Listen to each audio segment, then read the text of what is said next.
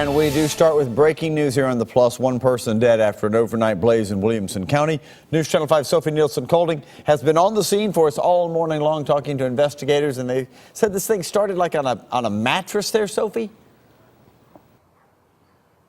That's exactly right. And now the victim's two brothers have arrived on scene, and they say that the victim is 47-year-old Mark Berry, who had just gone for the night to stay with his brother in that trailer behind the house that you can see now. TBI police are now on scene taking a look at some of that destruction over there. We got some video from right when firefighters were putting the fire out around midnight. They said that the fire started on the mattress, and the two brothers were woken up by the dog, and they came outside, but then the one brother, John, told me that Mark forgot his cell phone inside and went back inside the burning trailer to get it, and he didn't come back out. A heartbreaking story for these two brothers this morning. The other brother, Mike, came to the scene as well. They're both very upset. As to how this fire started, they're still working, police, Fight and Fire, still working to confirm exactly what happened. The one brother, John, said that he had been staying there for quite some time, that his other brother had just come to stay for the night, so he didn't even live there permanently. As you can see here, the crime scene is still taped off with sheriff's line tape as they continue this investigation. We're working to get more on this developing investigation. We'll bring you the latest information as we get it. Live in Williamson County, Sophie Nielsen-Colding, News Channel 5. All right, Sophie, thanks for the update on that. More breaking news now. TBI issuing an Amber Alert for a missing child out of Florida. 4-year-old Rebecca Lewis, I think we have a picture right there, was last seen in East Tennessee near Caryville. She was taken from her home in Florida on Saturday. She was last seen in a pink dress, believed to be with this guy, 31-year-old West Hoggs. He's got an L-shaped scar on the side of his head. They may be in a 2012 silver Nissan Versa with an Alabama handicap tag number 4JL26. If you've seen either one of these people, contact 911 immediately. One person was hurt in a crash involving a cab in downtown Nashville this morning. Nothing major, but police tell us the truck heading down 4th Avenue North toward Broadway smacked into the cab along Commerce Street, shattering a window.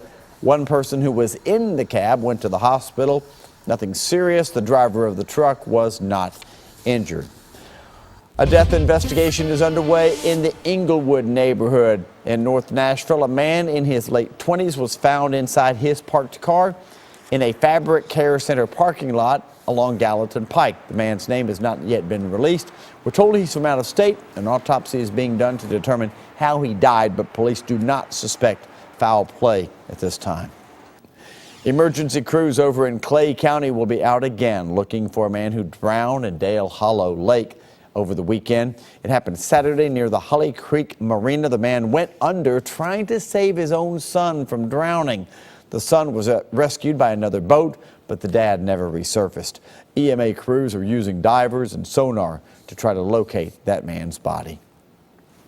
A baby passed away after he was seriously injured in a crash in Murfreesboro. An update on a sad story. It happened last Wednesday at the intersection of Blackman Road and Veterans Parkway. That's a busy intersection to begin with. Family members tell us 8-week-old DeAndre Mariel Bridges Jr. passed away Saturday from injuries he sustained in the crash.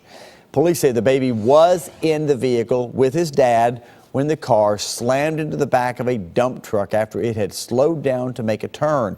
Now, the child was in a car seat. Here's the problem. It was facing forward instead of backwards. Hendersonville police continue to be on the lookout for a couple of people accused of trying to burglarize a gun store. They've got 2 people already, but they still need the other 2. Investigators say they tried to pull over a stolen vehicle near Guns and Leather Pro Shop when it took off yesterday morning. Keontae Burleson and Jaron Ford were both arrested after a police chase ended here in Nashville. But if you know where those other 2 suspects are that made off, call police immediately. All right, let's go to the campaign trail now. And boy, it's getting heated in a hurry. The candidates wrapping up their second presidential debate last night, a fiery 90-minute debate in St. Louis. Hillary Clinton and Donald Trump shook hands after the debate was over. They refused to do that at the start. They sparred over the sexual impropriety issue, and Trump threatened to jail Clinton over her emails. The battle ended when one voter finally said, "Can you guys say something nice about each other?" And they did. You'll hear from both the candidates coming up in less than 10 minutes.